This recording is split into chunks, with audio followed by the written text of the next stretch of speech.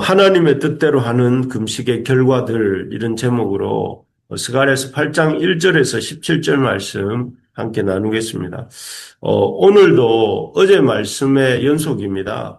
어제 말씀에서 이제 매년 5월과 7월에 했던 금식의 절기를 지켜야 하는가에 대해서 베델 사람들이 이렇게 대제사장과 선지자들에게 물었죠. 그 물음에 대한 답이 이제 7장과 8장인데요.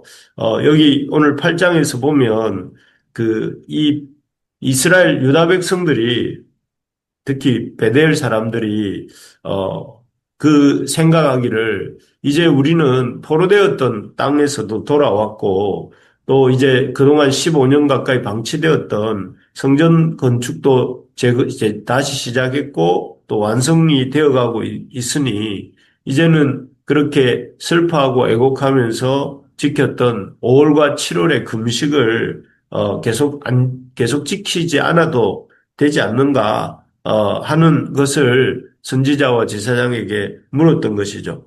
이에 대해서 하나님께서는 5월과 7월에 있는 금식의 절기를 지키라 마라 이렇게 말씀하시기보다는 하나님이 기뻐하시는 금식이 무엇인지를 이렇게 말씀해 주셨습니다. 하나님이 기뻐하시는 금식은 뭐였습니까? 하나님이 기뻐하시는 금식은 기계적이고 또 형식적이 아닌 진심이 담긴 금식이어야 된다. 이렇게 말씀하십니다. 사실, 포로로 붙들려가 있는 70년 동안 그들은 매년 5월과 7월, 우리나라 절기로 하면 8월과 10월쯤 되겠죠. 이 금식의 날을 정해놓고 모였지만 사실 이것은 하나님 앞에 자신들을 돌이키고 또 정결케 하는 그런 의미라기보다는 자신들의 회복, 자신들의 그런 인생살이와 또 자신들이 처한 상황에 대한 그런 회포를 하면서 신세한탄이나 하는 그런 금식이었다고 해요. 그런 금식은 하나님 기뻐하시지 않는다 하는 것이었습니다.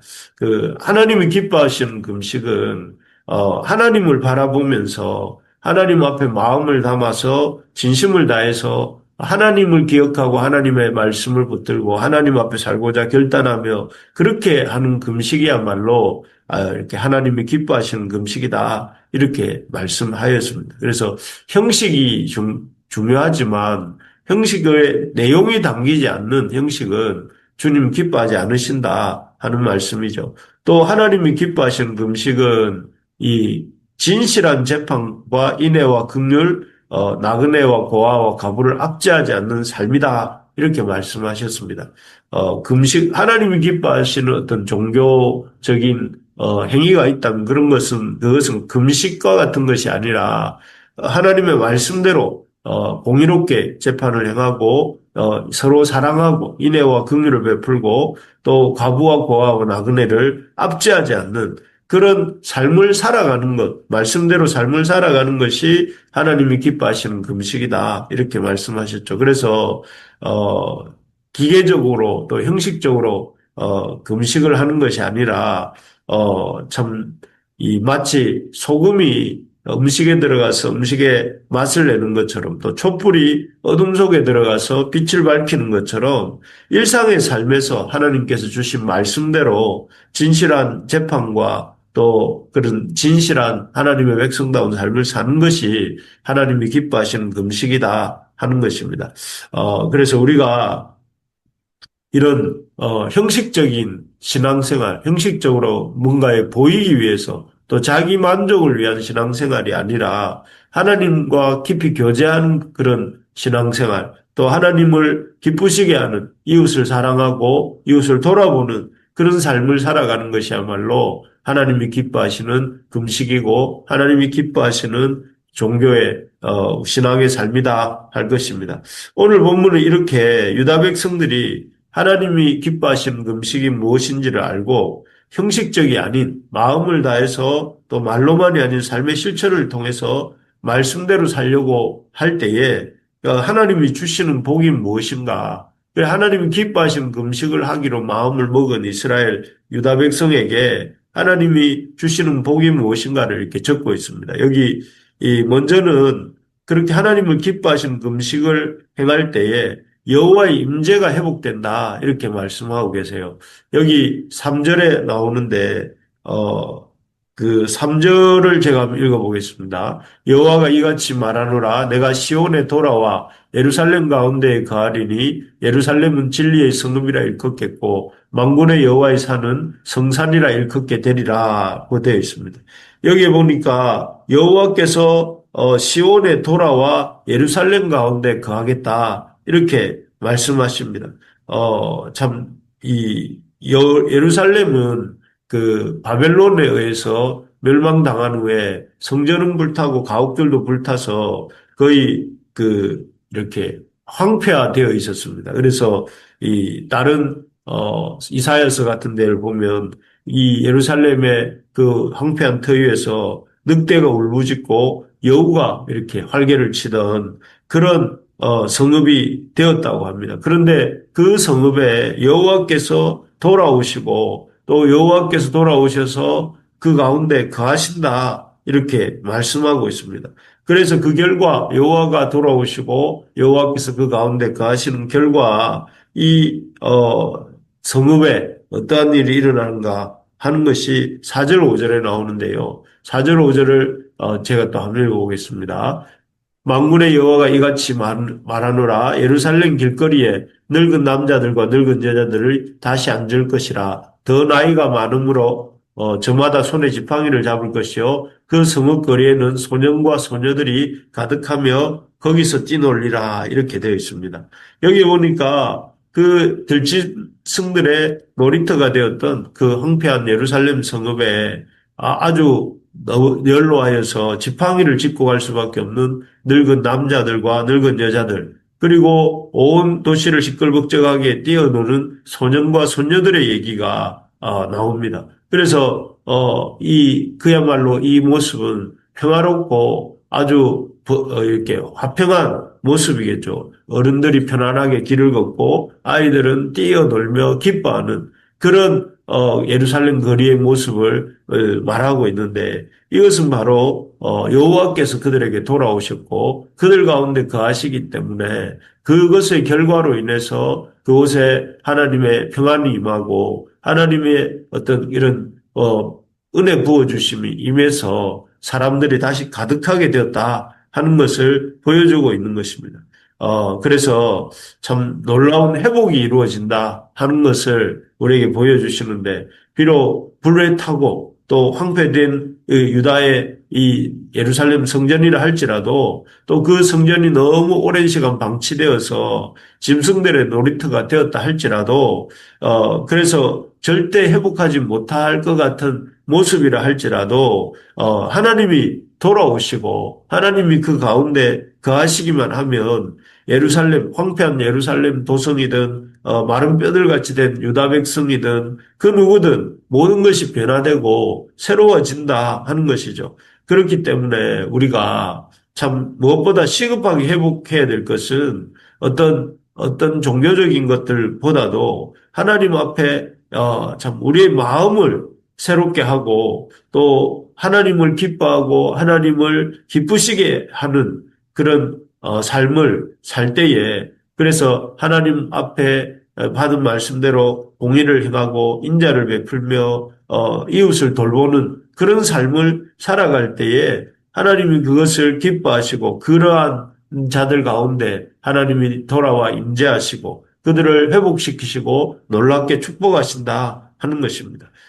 바라는 것은 우리 교회가 그런 교회가 되기를 소망합니다. 우리 교회가 하나님 앞에 하나님을 기쁘시게 하고 또 하나님을 기뻐하고 또 하나님을 또 이 참 말씀대로 살고자 애쓰는 그래서 하나님의 이런 놀라운 복을 받는 우리 교회가 되고 우리 부르심의 가족들의 삶이 되시기를 주의 이름으로 축복합니다.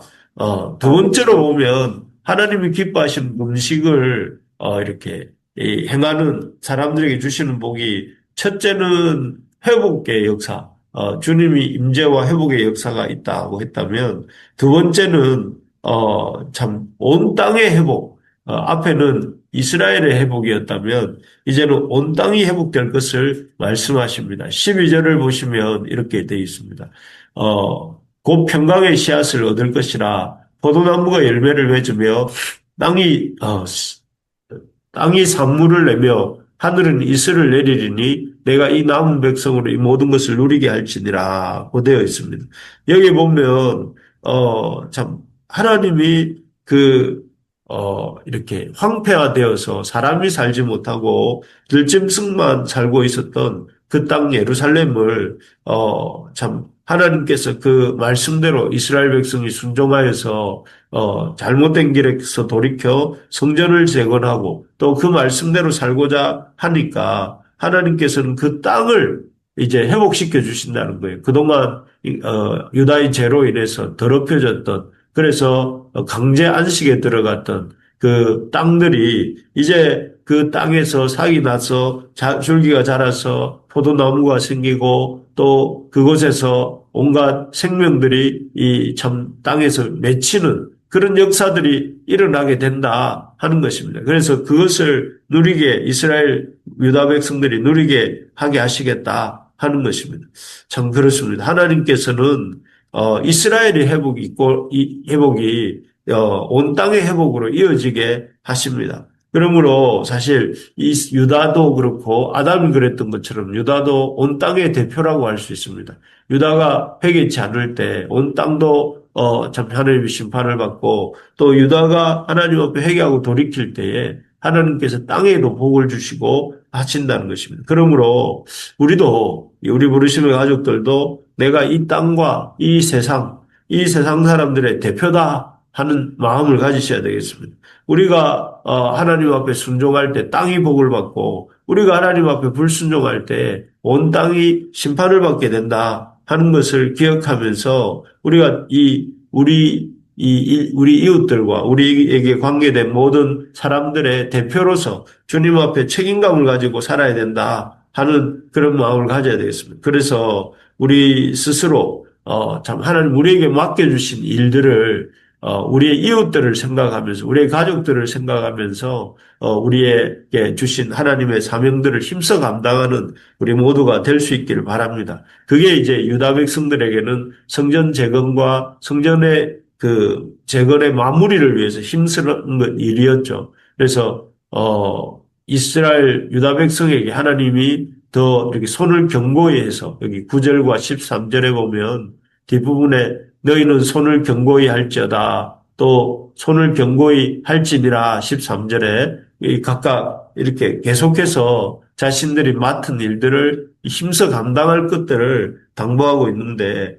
그런 것처럼 우리도 우리에게 맡겨진 이 일들을 부지런히 감당해 나갈 때 우리가 회복되는 것을 통해 이 땅도 회복이 될 것이고 우리를 통해서 하나님의 영광이 나타나게 될 줄로 믿습니다. 그래서 우리가 하나님이 기뻐하시는 금식으로 돌아가자. 하나님이 기뻐하시는 금식은 형식적인 금식이 아니라 마음을 다한 금식이고 말로만의 금식이 아니라 행함으로만의 금식인데 그런 금식을 행할 때에 우리가 참 하나님의 임재가 우리의 가정과 우리의 공동체 회복이 되고 또 우리가 회복으로 말미암아 온 땅도 회복되게 된다 하는 사실을 기억하면서 우리의 삶이 온 땅에 하나님의 그 영광을 드러내는 통로가 될 수 있기를 주의 이름으로 축복합니다. 아멘. 아멘.